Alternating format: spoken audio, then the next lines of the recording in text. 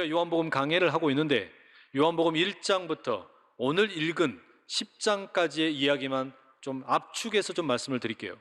요한복음을 펼쳐놓고 보면 1장은 전체의 서론이라고 할 수 있습니다. 그리고 2장에서 5장까지가 하나의 큰 단락이 되고 6장에서 10장까지가 또 하나의 큰 단락이라고 말할 수가 있어요. 앞으로 읽을 것은 내버려 두고 오늘까지의 내용만 이야기하자면 그렇다라는 말입니다. 그런데 한 가지 특이한 점이 있습니다. 2장에서 5장까지의 이 큰 단락과 6장에서 10장까지의 이 큰 단락이 사실상 아주 비슷한 패턴으로 반복되고 있다라는 이야기예요. 자, 2장을 한번 보세요. 2장이 시작되는 이야기를 보면 갈릴리 가나의 혼인잔치, 물을 포도주로 바꿔주시는 기적 이야기로 시작을 합니다. 이와 동일하게 새로운 단락인 6장이 시작할 때도 갈릴리에서 예수님이 오병이어 기적을 베푸시고 이어서 폭풍을 만난 제자들 가운데 물 위를 걸으시는 기적 이야기로 시작을 하고 있어요. 말하자면 2장에서 5장의 이야기의 시작도 갈릴리 기적 이야기였고 6장에서 10장의 단락의 시작도 갈릴리의 기적 이야기로 시작했다라는 겁니다. 특별히 흥미로운 것은 2장의 첫 번째 기적 이야기가 물이 포도주로 바뀐 거잖아요. 그리고 6장의 첫 번째 기적 이야기가 오병이어, 그러니까 떡 이야기라는 말입니다. 그런데 여러분, 이 포도주와 떡을 생각하면 뭐가 생각나십니까? 자연스럽게 성만찬이 생각이 나는 거예요. 예수님의 피와 예수님의 살이 우리에게 연상이 된다라는 말입니다. 게다가 여러분 2장의 가나 혼인잔치의 결론이 2장 11절에 이렇게 내려집니다. 예수께서 이 첫 표적을 갈릴리 가나에서 행하여 그의 영광을 나타내심에 제자들이 그를 믿으니라. 이 갈릴리 가나 혼인잔치, 그 물을 포도주로 바꿔주신 것은 은혜 아닙니까? 그 표적으로 은혜를 베푸셨어요. 그런데 그 은혜와 함께 뭐가 나타났냐? 예수 그리스도의 영광이 나타났고 이것으로 인해서 제자들이 예수님을 믿었다라고 이야기합니다. 이와 똑같은 방식으로 6장의 이야기, 오병이어 기적 이야기도 역시 은혜의 이야기입니다. 배고픈 사람들에게 먹을 것을 주시는 은혜의 이야기예요. 그런데 그 이후에 이어지는 풍랑을 거르시는, 바다를 거르시는 예수님의 이야기는 예수님의 영광을 보여주신 것이고, 그리고 거기에 대해서 제자들은 예수님을 영접하는 이야기가 나오게 됩니다. 이처럼 2장과 5장의 단락의 처음 이야기도, 그리고 6장에서 10장 이야기의 처음 이야기도 동일하게 갈릴리에서 있었던 기적 이야기일 뿐만 아니라 은혜와 영광을 보여주는 이야기라는 겁니다. 자, 이렇게 처음 시작이 비슷하면 마지막은 어떠냐? 역시 비슷합니다. 2장에서 5장의 단락의 마지막 이야기는 5장에 보면 베데스다 연못가에서 38년 된 병자를 고치시는 치유 이야기가 소개됩니다. 그날이 안식일이었죠. 그것 때문에 유대인들이 예수님을 비난합니다. 예수님과 유대인들 사이에 논쟁이 일어납니다. 그리고 결론적으로 어떻게 되느냐? 유대인들이 예수님을 죽이려고 해요. 그 내용이 5장 18절에 이렇게 기록되어 있습니다. 유대인들이 이로 말미암아 더욱 예수를 죽이고자 하니 이는 안식일을 범할 뿐만 아니라 하나님을 자기의 친아버지라 하여 자기를 하나님과 동등으로 삼으심이라. 그러면 두 번째 단락 6장에서 10장까지의 이야기의 마지막은 어떠냐? 비슷합니다. 여러분 9장에 보시면 태어날 때부터 앞을 보지 못했던 그 시각장애인의 이야기가 나오죠. 그를 예수님께서 만나주시고 그의 눈을 뜨게 하십니다. 기적 이야기입니다. 치유의 이야기예요. 그리고 그 날 역시 안식일이었습니다. 이것 때문에 바리새인들이 예수님을 또 비난합니다. 그리고 결국 유대인들이 예수님을 죽이려고 합니다. 오늘 본문 10장 30절과 31절에 기록된 말씀입니다. 나와 아버지는 하나이니라 하신대 유대인들이 다시 돌을 들어 치려 하거늘. 자, 여러분 이렇게 보시면 어때요? 2장에서 5장까지의 단락과 6장에서 10장까지의 단락이라는 것이 사실상 거의 비슷한 패턴이 반복됩니다. 기적 이야기로 시작을 해서 갈릴리에서 이야기가 시작이 되었는데 끝날 때는 한 사람의 치유 이야기로 끝나고 그 가운데 안식일 논쟁이 벌어지고 유대인들이 예수님을 죽이려 하는 것으로 끝이 납니다. 그런데 더 중요한 건 뭐냐? 이런 단락들의 결국의 결론이 뭐냐? 2장과 5장의 이야기의 결론은 예수님이 하나님을 친아버지로 동등됨으로 여기신다. 즉 예수님과 하나님이 하나이시라는 것을 이야기하는 것으로 끝나고요, 6장과 10장의 이야기도 역시 오늘 본문에 나오는 것처럼, 오늘 설교의 제목처럼 아버지와 나는 하나이니라, 이 말씀으로 끝이 나는 겁니다. 자, 이렇게 여러분 비슷한 패턴을 반복을 해서 결론적으로 내리고 있는 이야기가 똑같다는 이야기예요. 뭐라는 겁니까? 예수님과 하나님이 하나이시다. 예수님과 하나님이 하나이시다. 이 이야기를 반복해서 2번씩 이야기하고 있는 겁니다. 왜 그럴까요? 중요하기 때문입니다. 예수님과 하나님이 하나가 되신다라는 것을 이렇게 반복해서 보여주고 있는 것은 그게 그만큼 중요하기 때문이에요. 특별히 요한복음의 배경을 생각하면 더욱 그렇습니다. 요한복음의 배경에는 두 집단의 갈등이 소개되어 있습니다. 예수님을 믿게 된 그리스도인들과 예수님을 받아들이지 못하는 유대인들 사이의 갈등이라는 겁니다. 여러분, 그 갈등이 가장 극에 달한 것이 뭐였냐? 우리가 9장에서 만났던 출교 이야기입니다. 출교의 이야기, 그게 뭐예요? 그리스도인과 유대인들 사이의 갈등이 폭발하게 된 것이란 말이죠. 자, 그러면 이런 갈등이 처음부터 심했느냐? 그건 아닙니다.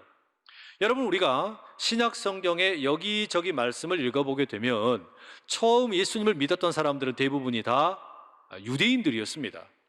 그런데 이 유대인들에게는 예루살렘의 성전이나 회당에서 예배를 드리는 것, 이런 것들은 너무나 자연스러운 일이었습니다. 때문에 예수님을 믿었다고 그래서 바로 성전에 나가지 않거나 회당을 나가지 않은 게 아니에요.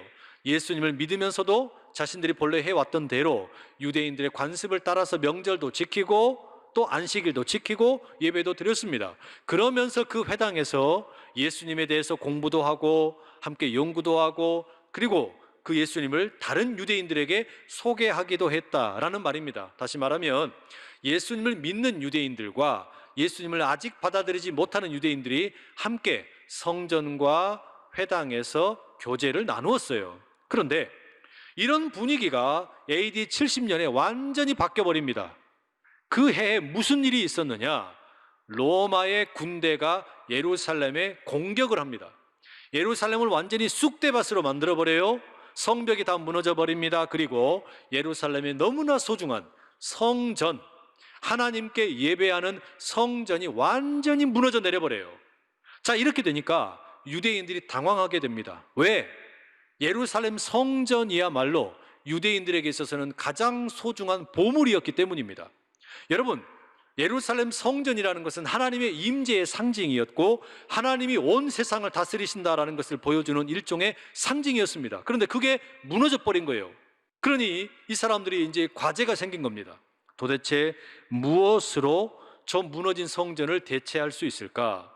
우리는 저 성전이야말로 눈에 보이는 하나님의 임재의 상징이고 우리가 하나님의 백성이라는 것을 보여주는 눈에 보이는 어떤 표징이 되는 것인데, 저게 사라져버리면 우리는 무엇으로 하나가 될 수 있을까? 성전에 함께 모여서 예배를 드림으로 유대인들이 하나가 되고 거기에서 명절을 지킴으로 우리는 하나가 된다라고 생각을 했는데, 성전이 무너져 버렸으니 이제 우리는 무엇으로 하나가 될 수 있을까? 이 고민이 생긴 겁니다. 그래서 그 성전을 대체할 수 있는 것을 신속하게 찾는데 그게 뭐냐? 토라, 율법이었습니다. 성전은 무너졌지만 이제는 토라가, 율법이 우리를 하나가 되게 해줄 것이다, 이렇게 믿은 거예요. 그래서 율법을 옛날보다 훨씬 더 성스럽게 지키려고 그러고 율법을 우리에게 전해준 모세를 엄청나게 숭상하게 되었습니다. 이때 유대인 사회에는 다양한 집단들이 있었어요. 바리새인, 서기관, 사두개인, 제사장, 또 왕족들, 이런 어떤 수많은 집단들이 있었는데 이들 가운데 바리새인들이 이 사회의 어떤 주도권을 잡게 됩니다. 그리고서 이들이 율법을 아주 철권 통치를 하게 됩니다. 누구든지 율법을 어기면 쫓아낸다, 출교시킨다, 이렇게 선언을 한 거예요. 왜요? 율법 아래에 모든 유대인들은 하나가 되어야 된다, 이렇게 믿었던 것이죠. 성전이 무너졌으니 우리가 이제 하나 될 수 있는 것은 율법밖에 없다. 그러니 율법을 어기면 너는 유대인이 아니다. 그러니 떠나라. 이렇게 아주 그냥 엄청나게 공포를 조장하게 되었다라는 말이죠. 이런 배경에서 여러분, 우리가 익히 살펴보았던 5장의 그 38년 된 병자를 고치는 이야기나, 또 태어날 때부터 눈을 뜨지 못한 이 시각장애인의 눈을 뜨게 한 이야기를 가만히 보세요. 동일하게 안식일에 있었던 일입니다. 그러니까 이 유대인들이 막 길길이 날뛰는 거예요. 아니, 왜 이 유대인들에게 너무나 소중한 안식일 규정을 어기느냐? 이건 율법을 어긴 것이다. 율법을 업신여긴 것이다. 이것은 모세를 업신여긴 것이다. 그러니 당신은 출교되어야 된다. 이런 식으로 과격하게 행동을 하는 겁니다. 예수님과 연루된 사람은 출교시키고, 그리고 예수님은 어떻게 하려고 그런 거예요? 죽이려고 그러는 거예요. 왜? 예수님 때문에 율법이 지금 존중받지 못한다라고 생각을 하는 겁니다. 여러분, 이게 요한복음의 배후에 있는 이 초대교회 성도들이 만났던 고난입니다. 예수를 믿는다는 이유 때문에 지금 자신들의 동족인 유대인들로부터 출교를 당하는 거예요. 자, 여러분, 여기서 가만히 생각을 해보세요. 예수를 믿는다는 이유 때문에 출교를 당한 유대인들, 그 예수를 믿는 그리스도인들, 여러분, 이들은 삶의 터전을 잃어버렸습니다. 이들에게 무슨 메시지가 필요하겠습니까? 다른 거 필요 없어요. 오로지 필요한 건 뭐냐? 예수님이 모세나 율법보다 더 크고 위대한 분이라는 것만 확인하면 돼요. 예수님이 진짜로 하나님이시라는 것만 확인하면 되는 거예요. 그러면 지금 당장 겪고 있는 모든 고난도, 아픔도 견딜 수 있는 겁니다. 지금 내가 아무리 어려움을 만나도 내가 믿는 예수님이 진짜로 하나님이라면까지가 견딜 수 있다, 이길 수 있다, 이렇게 생각한다는 말이에요. 그래서 어떻습니까? 요한복음은 2번씩이나 반복해서 하나님과 예수님이 하나다, 하나님과 예수님이 하나다라는 이야기를 계속해서 해주는 거예요. 왜? 그래야 흔들리는 성도들이 믿음을 붙들 수 있기 때문에. 그리고 지금은 예수님을 믿지 않지만 앞으로 다른 유대인들도 이 복음을 받아들일 수 있을 것이다, 바로 그런 어떤 선교적인 이유 때문에 전도의 목적을 가지고 이렇게 적었다라는 말입니다. 그런데 여러분, 이것은 우리도 마찬가지 아닙니까? 우리가 가만히 보면요, 예수를 믿게 되고 그리고 교회에 나오는 것은 사실상 우리의 삶에 도움이 전혀 되지 않는 일입니다. 이걸 여러분, 일단 경제적으로 한번 생각을 해보세요. 예수를 믿으면 일단 경제적으로 완전히 손해입니다. 나라에 세금 내는 것도 아까워 죽겠는데 11조를 왜 드립니까? 너무 아깝잖아요. 추수감사절이 됐다고 봉헌을 왜 합니까? 선교 헌금은 왜 합니까? 이 성전을 건축하는 봉헌 헌금 왜 합니까? 아니, 너무 아깝잖아요. 지금까지 내가 냈던 헌금만 다 모아도 아이스크림이 몇 갠데, 이 헌금만 모으면 내가 자동차도 새로 바꿨겠다, 아이들 좋아하는 닌텐도 게임기도 사줬겠다, 우리 아내를 위해서 좋은 화장품도 사줬겠다, 남편이 좋아하는 시계도 사줬겠다. 그런데 봉헌을 왜 드리시냐고요? 시간은 어떻습니까? 우리가 일주일 동안 직장이나 사업장에서 열심히 일하면 피곤하잖아요. 스트레스도 많이 받잖아요. 그러면 주일날 좀 편히 쉬어야죠. 그래야 월요일날 출근할 때 몸도 개운해지고 상쾌한 마음으로 다시 일하지 않겠습니까? 어디 그뿐입니까? 다른 집들은 보니까 토요일, 일요일 1박 2일로 뭐 요즘 유행하는 차박 캠핑도 잘만 다니고, 또 그냥 뭐 친구들과 교제도 잘하고 놀러도 잘 다니는데, 예수 믿으니까 참 불편해 죽겠어요. 예배를 드려야 된다고 주일 성수하라 그러니까 어디 놀러도 못 가고 맨날 나와서 이렇게 시간을 들여서 예배 드려야지, 또 봉사하라 그러니까 봉사해야 되지. 얼마나 시간이 아깝습니까? 주일 성수한다라는 거 참 거추장스러운 거 아니에요? 자, 여러분, 헌금과 시간에 대해서만 간략하게 말씀드렸을 뿐이지만 다른 것도 다 마찬가지입니다. 생각해 보세요. 우리가 온전한 11조를 비롯한 봉헌을 드리는 이유, 그리고 황금 같은 이 주일 시간에 예배를 드리는 그 이유가 뭡니까? 왜 이 시간에 나와서 여러분 생돈을 들이시고 또 시간을 들이십니까? 다른 이유 없어요. 예수님이 하나님이라는 것을 믿는 겁니다. 예수님이 진짜로 그리스도라는 것을 믿는 거예요. 예수님이 이 온 세상을 다스리시는 것을 믿기 때문이고, 예수님이 나를 다스리시는 것을 믿기 때문입니다. 그리고 나아가 그 예수님이 다시 오실 것을 믿기 때문이에요. 그 예수님이 다시 오실 것을 믿기 때문에 우리가 이 자리에 나와서 예배도 드리고 봉헌도 드리고 하는 거 아닙니까? 이거 믿지 못하면 절대로 온전한 11조 못합니다. 절대로 주일 예배 드릴 수가 없어요. 절대 내 시간 쪼개서 봉사한다라는 거 꿈에도 불가능한 일입니다. 혹시라도 11조를 할지 몰라요.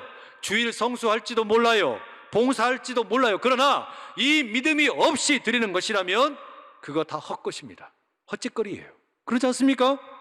그러니 바로 이런 이유 때문에 지금 흔들릴 수밖에 없는 그리스도인들을 위해서 요한복음은 2번씩이나 반복해서 이야기하는 거예요.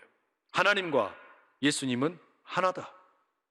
하나님과 예수님은 하나다라고 강조하고 있는 거예요. 그래야 흔들리던 성도들의 믿음을 붙들 수 있는 것이고, 지금은 예수님을 잘 받아들이지 못하지만 다시 저 유대인들도 예수 믿게 될 것이다, 그런 목적 가지고 썼다라는 이야기예요. 그런데 오늘 본문의 30절 나와 아버지는 하나이니라, 예수님의 이 말씀이 이 교회의 역사 가운데 조금은 다른 방식으로 이용이 되었습니다. 다시 말하면 하나님과 예수님이 하나라는 것은 이게 추상적인 교리가 아니고 철저하게 하나님의 우리 모두를 향한 사랑의 표현입니다. 요한복음 3장 16절 17절 이런 말씀 나오잖아요. 하나님이 세상을 이처럼 사랑하사 독생자를 주셨으니 이는 그를 믿는 자마다 멸망하지 않고 영생을 얻게 하려 하심이라. 하나님이 그 아들을 세상에 보내신 것은 세상을 심판하려 하심이 아니요 그로 말미암아 세상이 구원을 받게 하려 하심이라.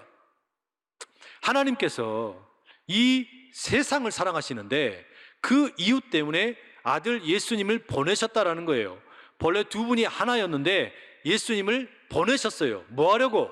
세상을 살리시려고, 세상에 생명을 주시려고, 구원하시려고 그 일을 하셨다라는 말입니다. 그러니 아버지와 아들이 하나라는 것은 철저하게 생명을 살리기 위한 목적입니다.